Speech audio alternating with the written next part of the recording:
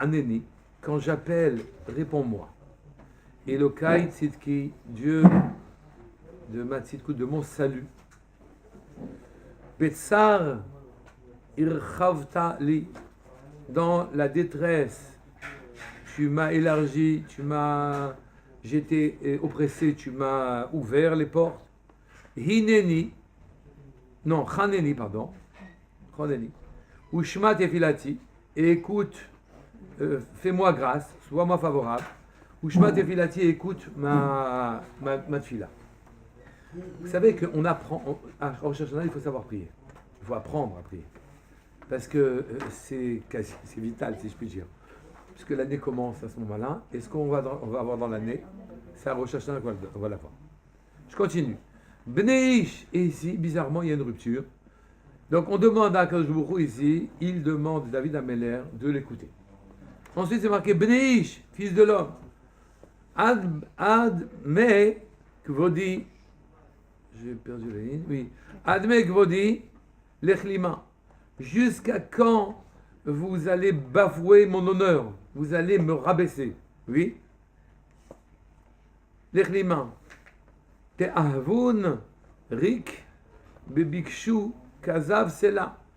Jusqu'à quand vous aimerez les choses vaines et recherchez-vous les choses mensongères? Donc, il commence à s'adresser à Akadosh Baruch Hu, il demande de l'écouter. Et ensuite, il dit, mais vous les hommes, jusqu'à temps vous bafouerez mon honneur, jusqu'à temps vous rechercherez des choses sans importance vaines. Juste après, c'est marqué, ou sachez, qui hifla Hashem chassid, Akadosh Baruch Hu, quand il a quelqu'un de bien en face de lui, il le distingue, chassid lo, quand quelqu'un est bien avec lui. Hashem yishma bekori elai, et Hashem, il a écouté quand je l'ai appelé. Rigzu ve'al tehateu, tremblez, oui, et ne fautez pas, arrêtez de pécher, bilvalchem, dans vos cœurs, alishkavchem, sur vos couches, ve'domu, c'est là, et taisez-vous. Et là, on comprend de moins en moins. Il n'y a aucun rapport entre le début de ce Teilim qui demande à Akadosh Baruch Hu de l'exaucer, et juste après, il s'adresse aux hommes en disant arrêtez de bafouer mon kavod, et arrêtez aussi de vous avilir dans des choses vaines, et arrêtez de rechercher le mensonge. Aucun rapport. D'accord? On continue encore. Regardez, Akadosh Baruch Hu, lui, il m'a distingué.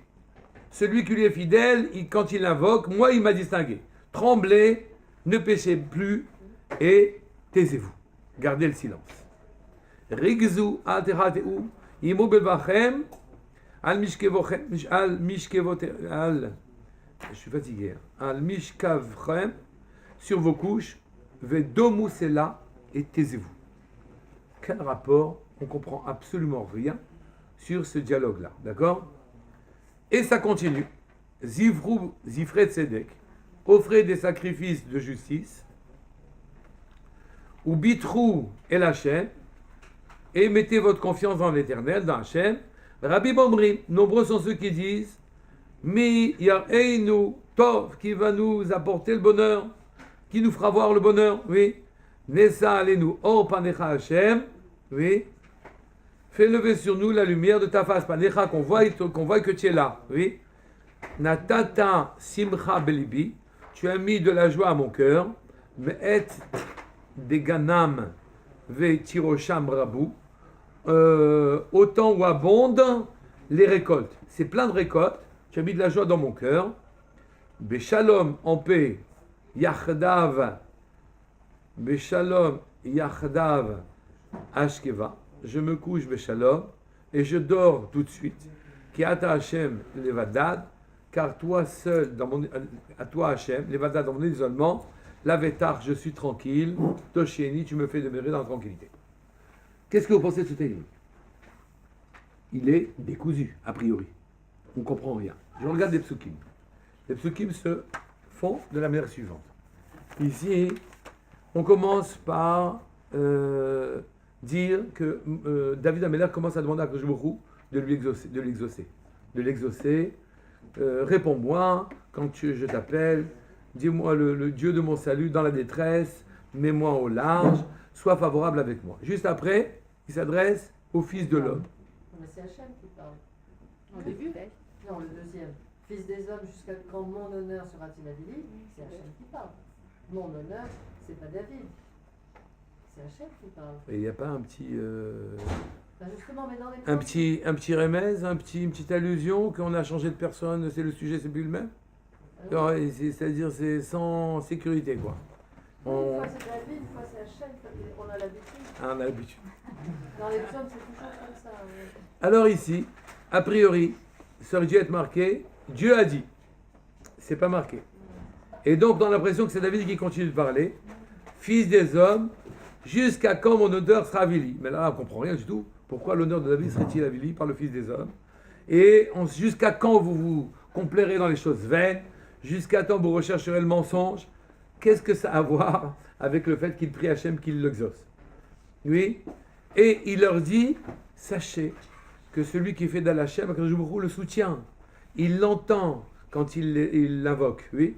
Et tremblez, vous les hommes, et ne péchez point, oui. Rentrez en silence sur vos couches. Quel rapport les couches ici? Rentrez en silence et gardez, taisez-vous. Mais personne n'a parlé. Ça veut dire quoi, taisez-vous? Et la suite, faites des sacrifices justes. Qu'est-ce que ça a à voir avec ça? D'accord? Il faut que je vous donne une petite introduction. Dans la petite introduction, il faut que je vous dise que ce chant a été fait par David Ameller au moment où il y a eu 3 années de famine consécutives. C'était un désastre. Un désastre. Et 3 années de famine consécutive, ça a amené le peuple à genoux. Ils n'en pouvaient plus. Et donc personne n'avait l'impression que Akadosh était présent. Mais Akadosh, c'est une manière pour lui de demander qu'on l'invoque. Mais c'était tellement dur que, et plus on demandait, et ça ne venait pas. On se demandait ce qui se passait. Et les gens ont dit, ah ben on sait pourquoi on a 3 années de famine, c'est à cause de David. Bien sûr que c'est toujours la faute du roi, c'est lui qui n'a pas su gérer. Oui. Et pourquoi il n'a pas su gérer? Il n'avait qu'une seule chose en tête, oui, Bathsheba. Et donc, vu qu'il ne s'est pas comporté comme il faut avec Bathsheba, d'après le peuple, alors nous, on a eu 3 années de famille. Voilà comment ce Télim est arrivé. D'accord? Et maintenant qu'on a cette clé de lecture, les choses sont plus faciles. Donc, je reprends. Il n'y a pas de rapport entre les premiers psukim qui parlent des demandes que l'on fait à Hachem et qui demandent qu'Hachem exauce sa demande, d'accord? Et les autres psukim. Rechercher le mensonge, les choses vaines, d'accord? Et ensuite il dit, mais vous savez, Hachem il protège le tzaddik. Quelqu'un qui est tzaddik, avec lui Hachem le protège. Oui? Là aussi on ne voyait pas.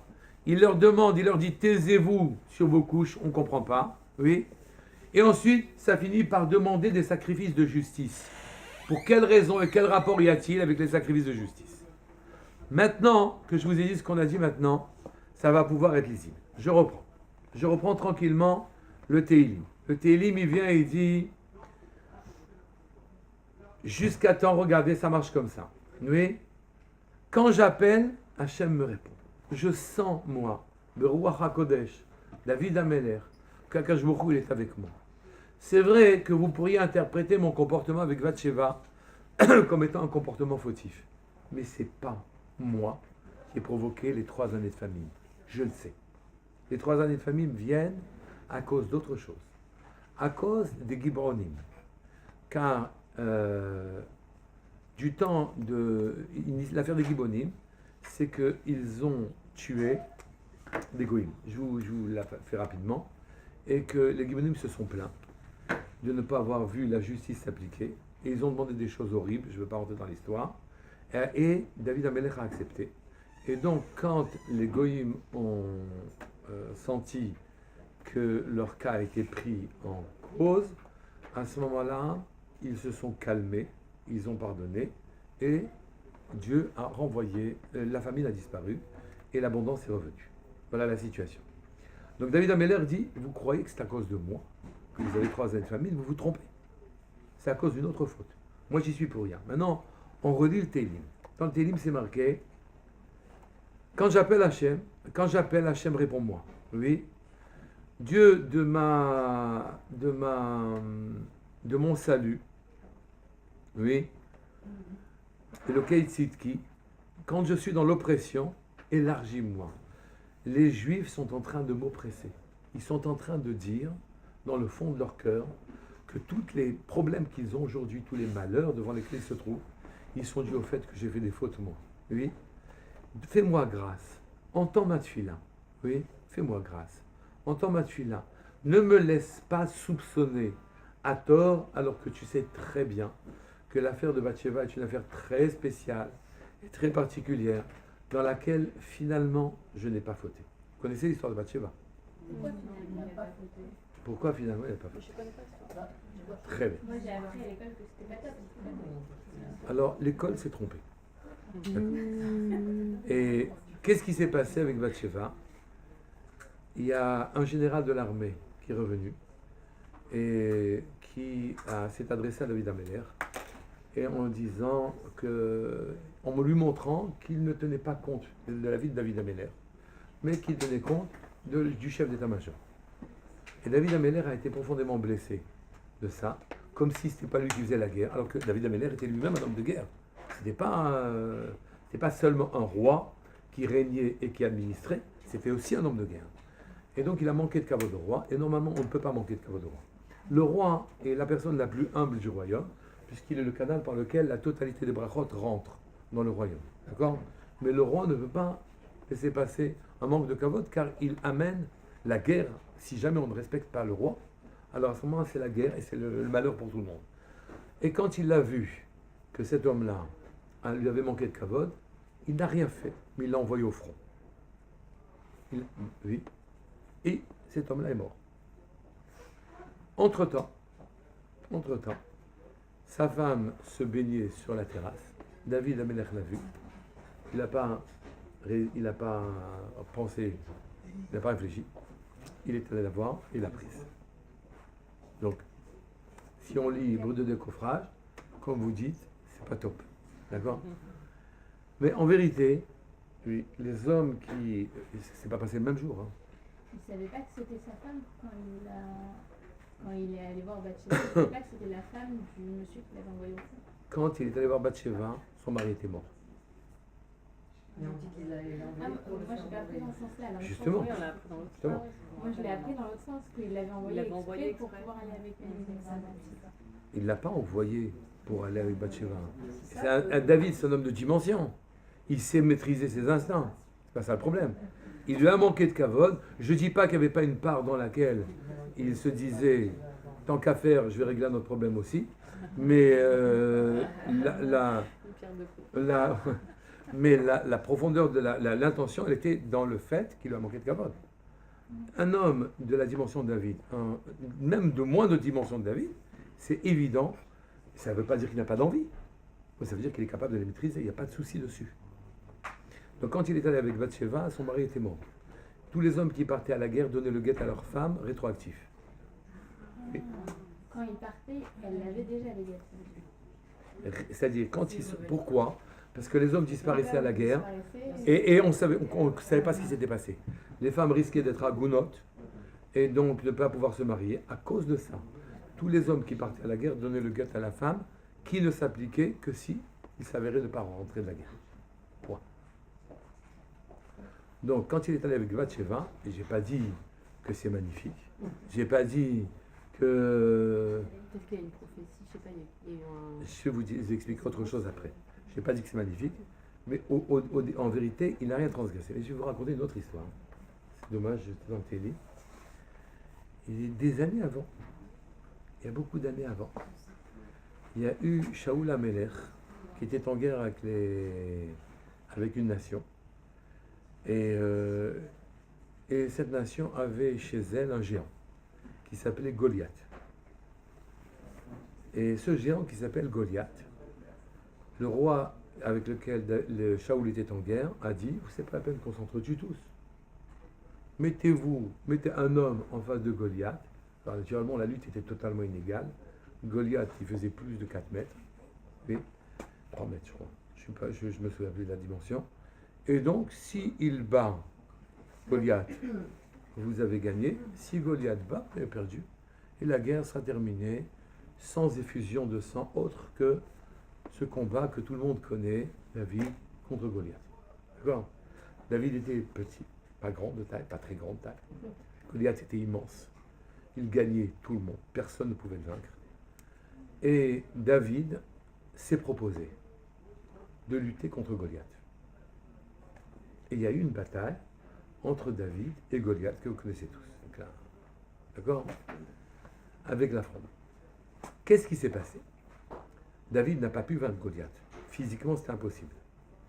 David a assommé Goliath avec sa fronde. Et Goliath a été étourdi. Il est tombé. Et quand Goliath est tombé, David, avec un courage invraisemblable, est venu sur Goliath et a dit, oui, je récompenserai très grandement tout celui qui me donne le défaut de la cuirasse, parce qu'il y avait une cuirasse en plus de ça, Goliath, de Goliath. Est venu un général de l'armée étrangère, Pourquoi j'ai pas compris? Je récompenserai. grandement, Ouais. le défaut de la, qui donnera le défaut de la cuirasse de Goliath. Et Goliath, il était en plus de ça cuirassé. Il y a juste Ouria, Ah, les femmes. général de l'affaire, de l'autre côté, qui sentait que cette guerre n'était pas bien du tout, s'est approché vers David et lui a donné le défaut de la cuirasse. David est venu et a tué Goliath à ce moment-là. Et la guerre était finie. Mais c'est vrai qu'il est tombé, que Goliath est tombé d'une façon qui était anormale. C'est-à-dire, normalement, avec la fronde, il aurait dû tomber sur le dos. Mais tout ce qu'on fait est anormal. Non, ça veut dire que c'était vraiment un miracle. Vous On dit que c'est pouvez- une mouche qui est mais rentrée tout- par son oreille, qui l'a, je sais Tout pas ce quoi. qu'on fait est anormal. Vous croyez, vous savez, pour aller pour traverser la route, oui, c'est un miracle. Les inconvénients qu'on peut avoir en traversant sont gigantesques. Des fois ça marche, des fois ça marche pas. C'est qu'on dit il a un mauvais mazal, tout ça, c'est systématiquement les choses elles ratent ou bien les choses elles réussissent. Donc je reprends. David donc s'est retrouvé dans cette situation où il a pu tuer Goliath en le tuant dans le défaut de sa cuirasse, en passant dans le défaut de sa cuirasse. Ouria est venu, la guerre était gagnée, et David a dit je vais te récompenser très grandement, parce que David était le chef, oui, de l'état-major, je vais te récompenser grandement. Il y a eu des miracles à n'en plus finir dans cette histoire-là. L'armée de Shaoul, David s'en est vêtu, l'armure de Shaoul, David s'en est vêtu, et l'armure s'est mise à la taille de David. Donc Shaoul a été jaloux d'ailleurs à ce propos-là, en disant il y a ici un truc, un problème, il va un jour devenir roi celui-là. Ça ne lui a pas convenu du tout à David. Ah, Shaoul. Ouais. Et donc, pour récompenser ce général, oui, David lui a dit je vais te donner la femme que tu veux dans le clan d'Israël. Il lui a donné Bathsheba. Donc Kojbourou il a dit c'est toi qui disposes. Il lui a dit c'est toi qui disposes des femmes. Kojbourou a dit à David c'est toi qui disposes des femmes dans le clan d'Israël. Mais chacun il est prévu pour quelqu'un, etc. C'est pas possible. Je répète pas après. Hein. D'accord. Mais j'ai dit, il en a eu plusieurs des femmes, il n'a pas eu qu'une femme. De qui on parle? On parle de Urias. Il faut écouter. J'ai écouté. Oh, on parle du général. Le général Oui. qui a donné le défaut de la cuirasse. C'est parti. Alors David lui dit tu prends la femme que tu veux en Israël. Alors je lui dis mais c'est toi David, c'est toi qui décides qui c'est qui va avec qui. Mais tout est prévu déjà, c'est pas comme ça. Ben tu sais quoi, c'est ta femme qui ira avec lui. Et attention, c'est la femme avec laquelle quand David sera Méler, qu'il aura Shlomo Méler. C'est-à-dire non, il a bouleversé les lignes prévues de manière invraisemblable. Oui. Je répète. Mais c'était pas J'ai senti. J'ai senti. Mais Uriah, c'est le mari de Bathsheba? Oui. Si. Oui. Mais il était d'abord dans le camp. Oui. Adler. Oui. Ah non, bah, j'ai compris, Ouais. mais ça me paraissait bizarre. Elle est revenue, Alors, vous allez trop vite, moi je suis lent. Et donc, ce qui est arrivé, c'est que David a perdu, avec cette histoire-là, il a perdu sa femme Bathsheba, avec laquelle il devait avoir David Améler. Et donc, Shlomo Améler.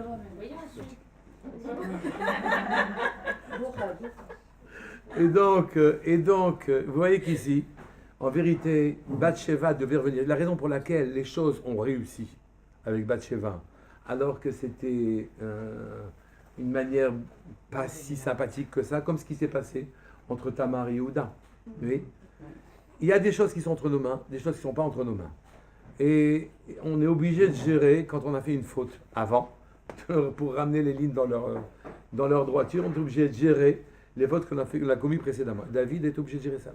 Donc quand il a repris Bathsheba, qu'il a repris de manière kshera, car elle était divorcée, oui. Alors, et tout celui qui dit que David a fauté, fait une faute. Donc c'est dommage pour l'école. Mais l'école est une personne morale, oui. Donc c'est pas grave. Mais et en plus elle est morale, oui. Et donc, il a fauté. Celui qui dit que David a fauté n'a pas compris ce qui s'est passé. David était contraint de retrouver Bathsheba. Donc la pression qu'il avait pour la retrouver était très forte. Et donc il a repris Bathsheba à ce moment-là. Mais le peuple a dit, c'est à cause de ça qu'on a 3 années de famille. Et maintenant vous comprenez Télim qui suit et qui dit, Bnei Ish, oui, les enfants de l'homme, sous-entendu les gens matérialistes comme vous, qui voyaient les choses au ras des pâquerettes, oui, Bnei Ish, les fils de l'homme, jusqu'à quand vous allez bafouer mon kavod? Jusqu'à quand dans vos cœurs à vous, vous êtes en train de penser que j'ai mal fait, vous n'osez pas me le dire, et certains même parmi vous osent le faire, oui, mais jusqu'à quand vous allez bafouer mon kavod en disant que c'est moi qui suis fautif, en disant que j'ai fait un problème avec ce truc-là, oui. Et il leur dit, surveillez plutôt ce que vous faites, oui, et taisez-vous. Regardez si vous avez des comportements corrects avec les femmes, et taisez-vous.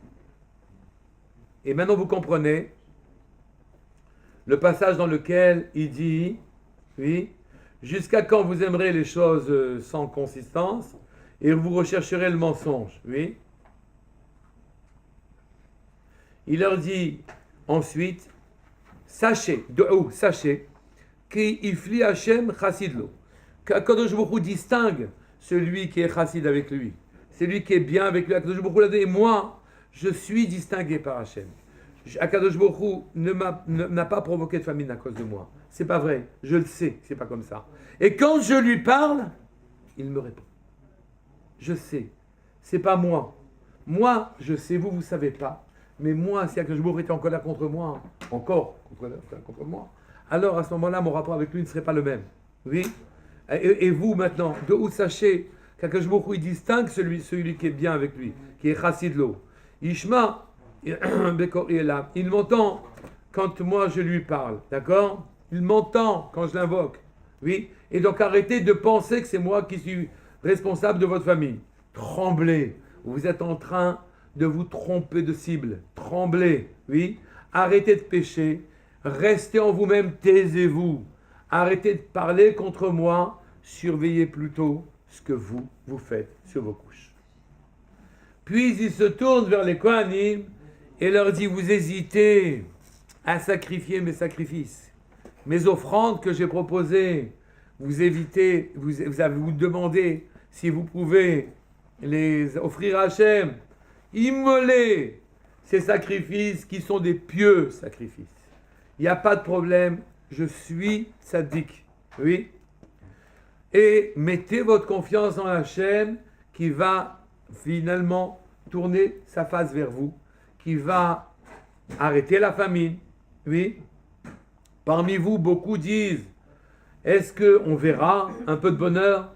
Est-ce qu'il va y avoir des pluies? Est-ce que ça y est, la famine, elle va s'arrêter? Oui. Fais lever sur nous la lumière de ta face. Il traduit comme ça ici. Apparais-nous, qu'on sente que tu es présent, Hachem. Oui, Hachem va vous apparaître. Oui. Et moi, en apparaissant Hachem, moi, David Ameler, tu mettras plus de joie dans mon cœur que vous, quand vous amènerez vos récoltes. Même les récoltes que vous récolterez du temps de la famine, les récoltes qui ont une valeur incroyable, ces récoltes après une famine qui viennent pour pouvoir vous redonner de la vie, ces récoltes-là, le bonheur que vous en avez, mon bonheur à moi, d'avoir été entendu et exaucé, et montrer très clairement que ce n'est pas à cause de moi qu'il y a eu 3 années de famine, mon bonheur à moi est immense. Maintenant, vous avez le Teilim. Il est lu mot à mot carrément, d'accord? Et maintenant, en paix, je me couche, en paix, je m'endors. Aussitôt, je n'ai rien à me reprocher. Oui, même seul, car vous m'avez isolé, en disant que je ne suis pas un tzaddik et que le malheur du peuple d'Israël il vient à cause de moi. Même dans mon isolement, je reste, moi, Hachem, en sécurité. Avez-vous des questions? Oui. Il demande donc qu'on lui rende justice, David Ameller. C'est juste sur l'histoire de Bathsheba. Ah. Son mari, en fait, il n'était pas juif, il était du camp adverse. Vous savez que ça existe, les convertis? Ouais, mais comme ça, dans le Ça il doit lui dit être choisis général une de l'art, bâtisse mais sachant que de base, il n'est pas juif, là, comme ça. Mais non, mais sous-entendu, tu te convertis et tu prends de Israël. Et tu vis parmi nous. Mais c'était pas... La raison pour laquelle, effectivement, il doit donner 2 fois la cuirasse, c'est qu'Uri, elle a très bien compris que de son côté, c'était pas le bien. Il avait envie d'aller chez les De Juifs. toute manière, après, ils avaient le droit de ramener des femmes, quand ils avaient conquis un pays, ils avaient le droit de ramener des femmes du pays opposé et de les ramener chez eux. Mais pas les juifs. Ils les convertissaient, et d'ailleurs, à cause de ces juifs autorisées, la Torah leur permettait ça. Ils les ramenaient, et à cause de ça, et après, ils leur rasaient la tête, ils leur poussaient les ongles pour qu'elles soient. Ah oui, et Quand Après, devenues on a fait tchouva, quand on a fait tchouva, on est un tzaddik. Est-ce qu'il sait, lui, c'est qu'il a, lui, il sait s'il a pas fauté. Non. Donc lui, Même lui, c'était pas clair. C'était pas simple. Je vous ai donné l'historique, de manière à ce que vous compreniez que la raison pour laquelle c'est arrivé de manière bizarroïde, bizarre, oui, c'est parce que lui-même, il avait fait une faute au départ, en donnant une batte Israël sans réfléchir, oui, et que cette faute, elle lui a coûté très cher. envers quel genre parce que pourquoi il vient dire aux gens non, en fait, j'ai pas voté, je suis un tzaddik. Pourquoi il a besoin de faire ça celui qui est tzaddik, il sait quelle faute il a fait, ou s'il a Mais fauté, tout le peuple entier est en train de dire, d'abord tu as fauté, enfin le peuple entier, la plupart des gens disaient d'abord tu as fauté, et deuxièmement, la famine c'est à cause de toi. Et pourquoi les gens apporter à la parole de quelqu'un dont on pense justement que tu n'es pas. Ah, c'est très simple. Quand la famine s'arrête, après qu'il leur dit fichez-moi la paix, oui, à ce moment-là on accorde crédit à sa parole. Juste après ça, Les 3 années de famine sont arrêtées. pourquoi les gens ils pensaient qu'il a fauté si c'était cachère, le fait qu'elle avait son gaz, etc. Est-ce que les gens, quand ils peuvent penser mal, ils pensent d'abord bien? Non, Ils pensent l'avoir mal. si, mais aujourd'hui, à notre époque, c'est comme ça, mais à l'époque, c'était pieux les gens quand même. L'être humain, il est tendu. Hein? pas les bisounours, je crois. Il y en avait qui n'étaient pas. Ou plutôt, il y en avait peut-être... Non, c'est pas ça. Non, pas ça. C'est qu'il y a moyen de regarder la situation en disant que David est afflictif. Ils n'ont pas juste jugé les Kafsrout. C'est pas pour autant qu'ils ne sont pas pieux, mais ils n'ont pas jugé les Kafsrout. Ils n'ont pas cherché a priori le Kafsrout. On arrête, on fait une pause, 5 minutes, et on commence le prochain chaîne. Ah, t'as vu la première femme de Jacob, la fille de Shaul. Quoi?